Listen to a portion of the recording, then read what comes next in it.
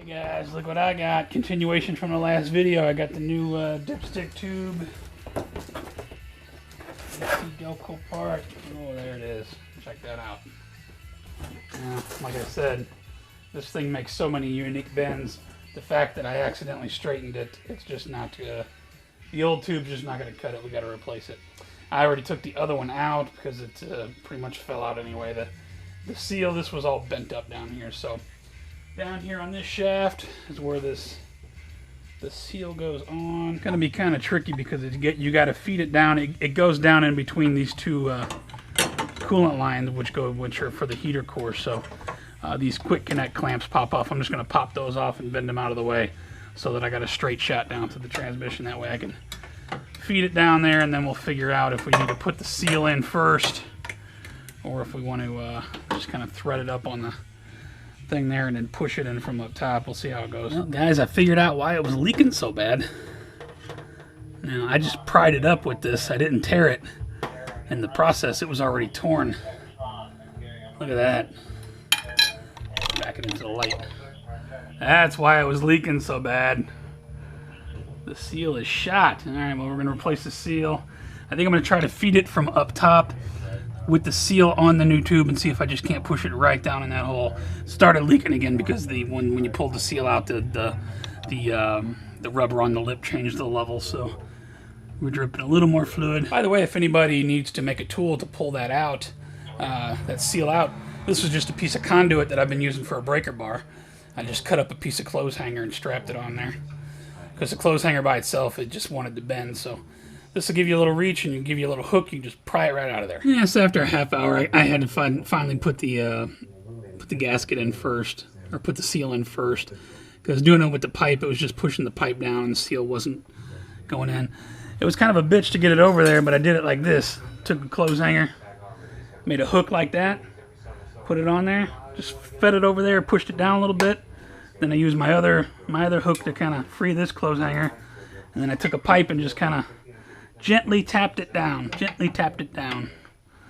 Took a little minute, but I think I got a good seal over there. Not sure if the camera's going to pick that up very well, but my seal is seated. The pipe is down. Man, that one bolt that holds the bottom bracket, that took a half hour. It is in such a tight spot. I just had, you know how sometimes you got to tighten a bolt just one click at a time. The top mount is tricky, but it's nowhere near as hard as the bottom. You got a hole there that's got to go on that stud there. There we go. I'm not sure if the camera caught that, but it's on there then. You got to reach back here. See, with those heater hoses in the way, you'd never be able to do this. There's a 10mm bolt that goes on the back. It's the same stud that mounts the EGR. And we'll just tighten that up and we're ready to top off the fluid and start her back up. Okay, transmission's full, temperature's coming up. I got heat, so that's good. We're circulating. Let's check and see if we have any leaks.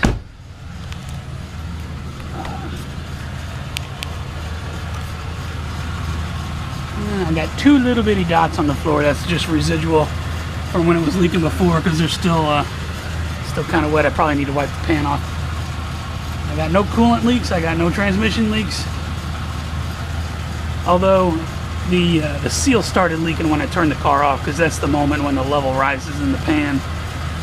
So we'll turn it off and we'll see if anything comes out. Okay, I got absolutely no leaks. Isn't success awesome? So I'm going to put the tire back on, go through the gears, get it warmed up a couple more times, and then we'll take it out on the street. Oh, this is interesting. I'm just doing some testing on the jack stands here, and I still got that noise. But I think I figured it out. I tried tying each wheel off and running each wheel by itself. The passenger side, I don't have the noise. The passenger side wheel is now locked off, and only the driver's side wheel is going to spin. Check this out. Okay, well, that just broke loose on the passenger side. Okay, so I re-isolated that wheel. Let's try it again. Drive. Let's see. Okay. Driver's side wheel only. Oh, I know what's going on. Traction control. Okay, here we go.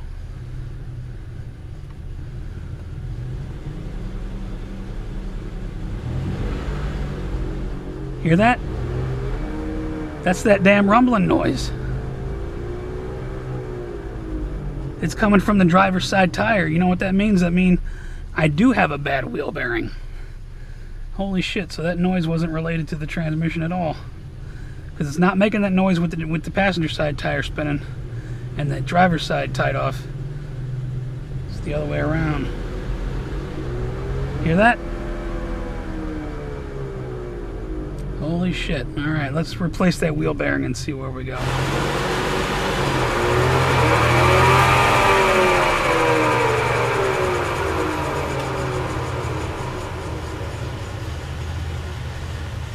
Ain't that something? So that noise was not related to the, although the transmission did go out. You know, if you watch my first videos, you could see that much. So that had to be dealt with. So we got two separate problems here.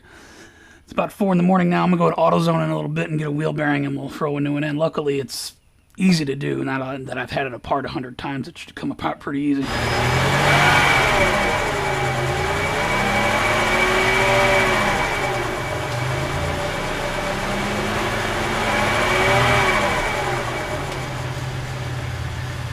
Yeah, because I can't get the part at this hour, I decided to just pop the ABS ring off. And it's a seal that I think I broke just taking the ring off. But yeah, the bearings are not moving consistently, and there's actually dead spots. Or spots where it gets hung up, rather. It should turn freely and smooth. Right there, I could feel a little spot right there where it's getting hung up. Another one right there. Right there. Right there. Boom. That's a hard spot right there. So that should not happen. I'm applying consistent force. Boom. Right there. So, yeah, definitely bad wheel bearing. I can't believe I didn't. I mean, I spun them both with my hand. They both spun good when they were on the car, but I did not feel this. Boom. Locked up again. So we'll get a new wheel. We'll put a new wheel bearing in later this morning. After reading reviews on AutoZone's website all morning, a lot of people have mixed problems with the Duralast stuff, and I'm not going for the AC Delco because it's like 5 times the price. I got online and I was looking up reviews on drive axles. I found this company called Detroit Axle, and this cost half the price. I think it was like 30 or 40 bucks with shipping. Half the price as the Duralast brand. Supposedly has a 10-year warranty. I don't know if I believe that, but it got really good reviews, so we're going to put this puppy in and see how it goes. Good to go. That was about the easiest part of the whole job. Well, it's only 5 bolts. The 2, or actually the 3 to hold the wheel bearing, the 2 for the caliper support, and 2 for the calipers. So I got new studs here. I hope my lug nuts go on. Let's get the tire on. Hey guys, moment of truth. I hope I got the whole dashboard in the shot. It's hard to tell because I don't have the LCD screen on. We're going to pull out of the garage here and we're going to get her out on the street. Streets are wet, which is not the ideal situation for a test drive, but at least it's not pouring down rain. Okay, on the street. Got good acceleration. I got a good 1 to 2 shift.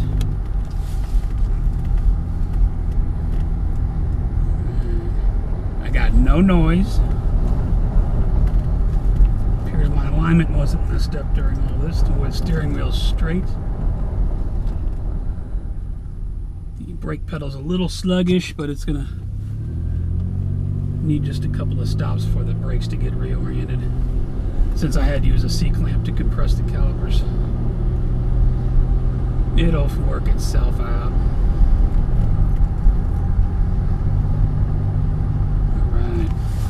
So far so good. Give it a little gas here on the straightaway. Oh yeah. I got all kinds of grip now. Bump, bump. Okay, I'm going to come to a complete stop. And then we'll give it some gas. Oh man, no first gear grab. Or no first gear, whatchamacallit, jump like it was doing before. Just smooth takeoff. I'm with the first, second, I'm in third now.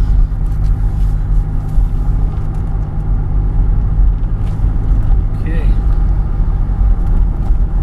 I think I just dropped into fourth. Okay, the real question is to see how she's going to do on the highway. If you remember back, it was slipping going into fourth. I didn't have fourth gear, so I'm getting on the ramp now. Let's get her up to speed.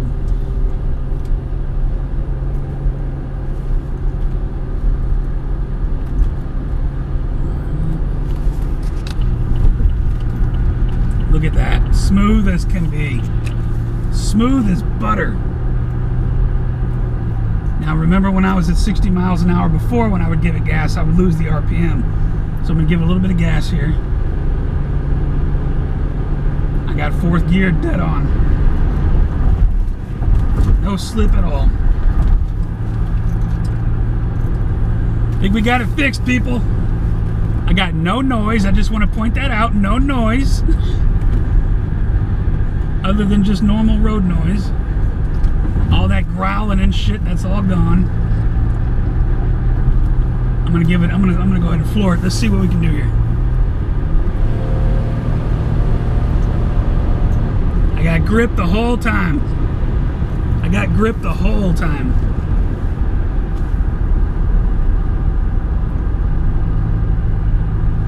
Oh, this is a beautiful thing. I'm gonna drive it around the highways here a little bit. Yeah, just jumped off the highway. I'm turning around. I've been driving for about 20 minutes.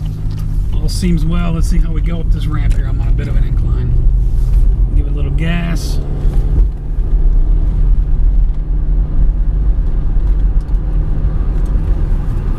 Look at that shifting. Look at that shifting. You can't even feel it. I think we definitely got the transmission problem solved, and we definitely got the noise problem solved. No more noise, and I got all my gears. Okay, so I've been on the highway for about a half hour, getting off, getting on, making circles. I mean, it's shifting like it's brand new. Let's see how we take off from this stop sign. I'm on a really steep incline here. Look at that, even on a stiff incline, it shifts in a second.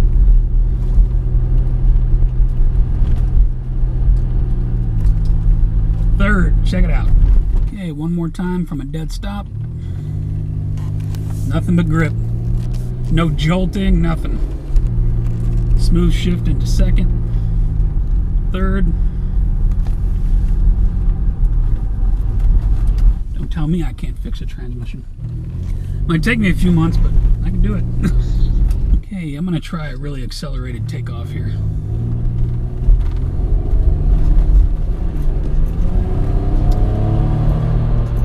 Oh my God, that's perfect! It's like it's a new car! Okay, so I've been out driving on the highway for about an hour with absolutely no problems. The fluids had plenty of time to circulate. The engine's nice and hot, so I'm gonna get a level check.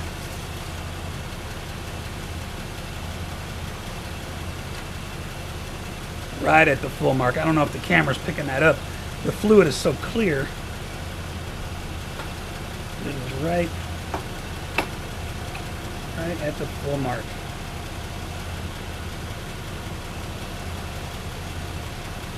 That's the color transmission fluid should be. A nice pink, almost a clear pink. So yeah, I think we can call this one a success and wrap this video series up. I never intended for it to go on very long. What is this, like part 11? And we're finally done. I mean, we just hit several obstacles on the way and we defeated them.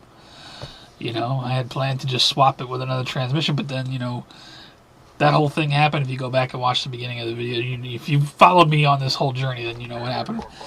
I think I'm going to drive it around for a while. I might put a bottle of Lucas in it just to condition the seals that I didn't replace. Technically, I should have replaced all the stuff inside, but I just didn't have the budget for it. But we got the problem fixed, both the transmission and the... I think what ultimately happened is it was being driven around for an extended time with this wheel bearing going out. And there's so much more resistance on the driver's side wheel than there was the passenger wheel, and I think that resistance, as the wheel bearing just got worse and worse, caused the clutch packs to burn up, which, if you remember in the beginning, the van came to me with the complaint the transmission just went out. You could turn it off, turn it back on, and it would drive for a couple of minutes and then go out again, no gears. Which, ultimately, I figured out was because the transmission filter was clogged. I think it was clogged up by the clutch packs that were burnt up because of the bad wheel bearing. It wouldn't make sense that when I first changed the fluid, it would drive again, but it was real jerky and it was slipping real bad. The clutch packs were fried. and you know, the sediment from the clutch packs is what clogged up the filter, which is why it stopped in the first place. So I think it was just being driven around with that wheel bearing getting worse and worse and worse, and finally just ate up all the clutches. So with fresh clutches and fresh fluid and a fresh wheel bearing, it's driving like it's brand new. I mean, I drove it around. I'm going to drive it around now. Maybe tomorrow I'll go on an extended trip with it and just keep an eye on the fluid level. And like I say, I might dump a bottle of Lucas in it just to condition the seals. But, man, success. What a journey it's been.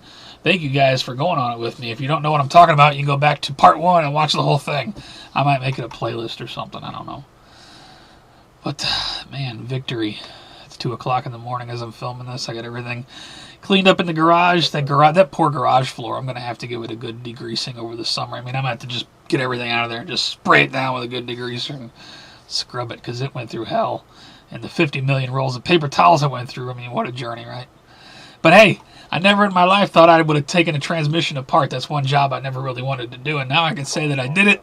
And it really wasn't that bad. I mean, there's a lot of stuff in there, but if you just follow directions, and thank you to the guys who put out videos on YouTube, the professionals that show us piece by piece, how it all comes apart and what it all does and everything. It wasn't really that hard. The hardest part of the whole job was taking the transmission off the engine and dropping it to the floor and then picking it back up and putting it back on the engine. And then going through all of the, having to go through it twice. Well, actually 3 times. Yeah, I lost count. I don't know, because I had a bad transmission. I took it back, and then we got the other one and rebuilt it, put it back in. So, I don't know, guys.